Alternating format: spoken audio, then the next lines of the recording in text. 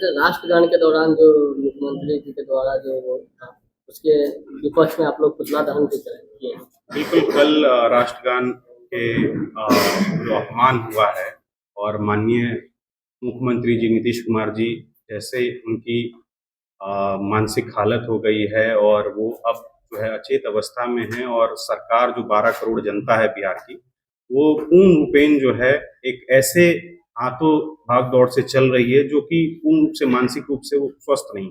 आप देख सकते हैं कि जिस प्रकार से कोई भी कार्य के लिए या कोई मेडिकल टेस्ट होता है, जैसे हम लोग नवयुवक लोग दौड़ लगाते हैं पुलिस में, सब चीज़ करते हैं, वो मेडिकल टेस्ट पास करके होना होता है, उन्हें जाना होता है। लेकिन हालियों की घटना में आप देख सकते हैं विगत 2 सालों में कैसे वो सदन के अंदर भी अपनी बयानबाजी जो रखते हैं, चाहे और या फिर राष्ट्रगान के समय उनको किसी चीज़ की अनुभूति नहीं हो पा रही वहाँ पे कि क्या हो रहा है, कैसे चल रहा है।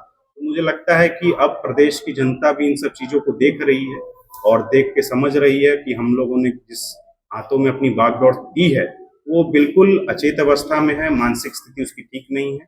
तो हम लोग को उसका बदलाव करना है और मुझे लगता है 2025 नवंबर में जो चुनाव होने जा रहे हैं, उसमें बिहार की जनता बदलाव की मांग रखेगी और जिस प्रकार से माननीय हमारे नेता तेजस्वी जी ने काम किया है 17 महीनों में, तो वो लोगों ने देखा है और अब भाग-दौड़ जो है एक युवा के हाथ में आनी चाहिए।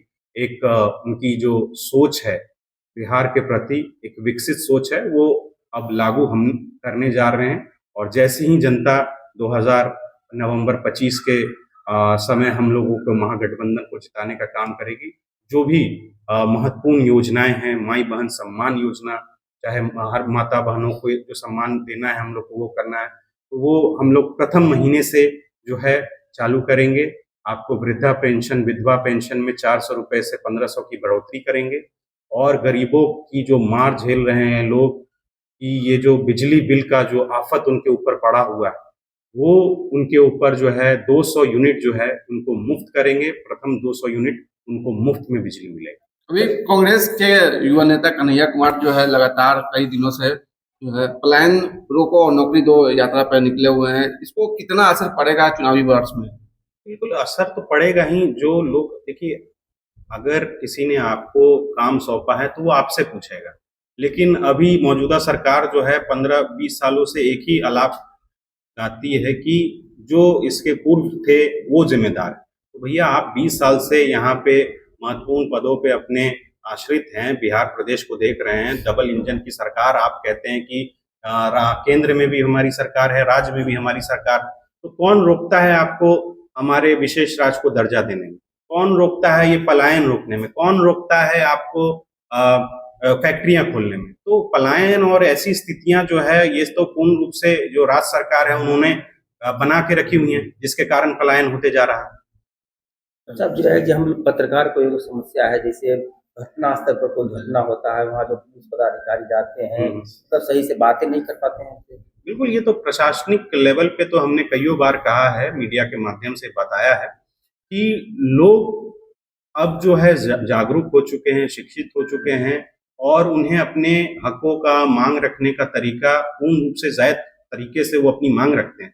लेकिन जो अधिकारी प्रशासनिक लोग होते हैं, उन लोग की बातों को नहीं सुनते और नहीं सुनने का कारण से ये होता है कि विद्रोह वहाँ पे होता है और वहाँ पे एक पनपता है कि भाई हमारा काम करने के लिए लोग उपस्थित नहीं, जबकि वो हमारे काम के लिए ही वहाँ पे उपस्थित होने चाहिए। लेकिन वो लोग उपस्थित उस ऐसी स्थिति पैदा कर देते हैं कि लोगों में आक्रोश बनता है और वो आक्रोश का उनके ऊपर कभी-कभी जो है स्थिति लोगों तक सही जानकारी नहीं पहुंच पाता है। बिल्कुल, लोगों तक सही जानकारी नहीं पहुंच पाती है। यही हाल कमोबेश ब्लॉक का भी है। स्कूल में जाइए पत्रकार नहीं जा सकता है। तो आपके विधायक है तो जो भी बड़ी लेवल पर जो भी है उनको, हमारी सरकार आएगी, हर एक को जिस प्रकार से लोगों की मांग रही है कि जब हम राजद की सरकार थी उस समय जब आम एक कार्यकर्ता, आम एक जनता भी अपना ब्लॉक पे अपनी शिकायत लेके जाता था तो उनकी सुनवाई होती थी।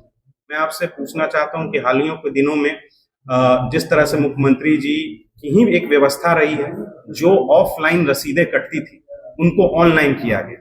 ऑनलाइन जो किया गया उसको आउटसोर्सिंग के माध्यम से यहाँ पे हर ब्लॉक्स में, हर प्रखंड में बैठाया गया। वहां लोगों को और हर रसीदों को ऑनलाइन किया गया। लेकिन ऑनलाइन में उन आउटसोर्सिंग लोगों ने क्या किया, उन्होंने तो एक विवादास्पद चीजें रख दी सामने लोगों के कि राम के नाम के सामने रहीम लिख दिया, श्याम लिख दिया, उनके खाते खेसरों में जो है आपको गड़बड़ियां रख दी। आज परिमार्जन या परिमार्जन प्लस साइट्स पे आप जाएंगे तो उसकी कोई सुनवाई नहीं, कितना समय और काल ले लिया जाता है, इसकी कोई सुनवाई नहीं। और यहाँ पे कईयों लोगों को, आप जमीन से जुड़े लोग हैं, बिहार के लोग जमीन से जुड़े होते हैं, खेती है, एलपीसी है, सरकारी कईयों योजनाएं हैं जो उससे पूर्ण हो पाएंगी, उसको देने के बाद पूर्ण हो पाएंगी। लेकिन यहाँ पे तो धरातल पे ही इन्होंने ऐसा काम कर दिया है कि लोग आगे बढ़ नहीं सकते हैं, आगे जा नहीं सकते हैं, एक ही चीज में ये लोग उलझे रहेंगे। सरकार की यही मंशा है कि जनता बिहार की इन सब चीजों में उलझी रहे और उन्हें विकास के ऊपर बात करने का कोई मौका ना मिले, यही उनकी मंशा है।